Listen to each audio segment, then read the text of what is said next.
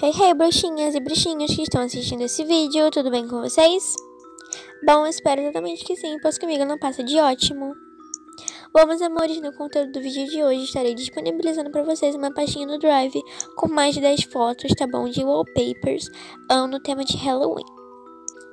Bom, gente, eu queria dizer que esse conteúdo eu nunca visto, tá bom? E se você for fazer, ou até mesmo disponibilizar essa pastinha que eu fiz, por favor, dê os créditos pra mim, tá bom?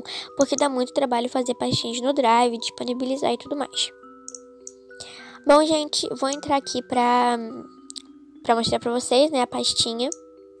Bom, gente, a pastinha é assim, tá bom? Esse é o nome dela, Wallpapers Halloween, tá? E, gente, sério, tipo, tem mais de 10 fotos aqui de wallpapers, né, de Halloween. E, gente, sério, eles são muito fofinhos, velho. Um que eu achei muito fofinho foi esse aqui, gente, sério. Muitas outras já usaram ele, eu já vi. Véi, sério, ele é muito fofinho, olha, gente. É muito perfeitinho. E eu tô disponibilizando esse aqui também, que eu usei, tá? Eu usei ele já, mas eu não sei se eu gravei vídeo com ele, eu não sei. Mas eu acho que sim, porém não tenho certeza. Mas ok, enfim, eu achei ele super bonitinho, gente. Eu já usei ele e ele é perfeito. Bom, meus amores, basicamente é isso, tá bom? E pra vocês pegarem as fotos é super fácil, tá? E eu acho que vocês sabem, então eu não vou explicar, né? Porque senão eu vou ficar parecendo uma idiota aqui explicando, sendo que todo mundo já sabe.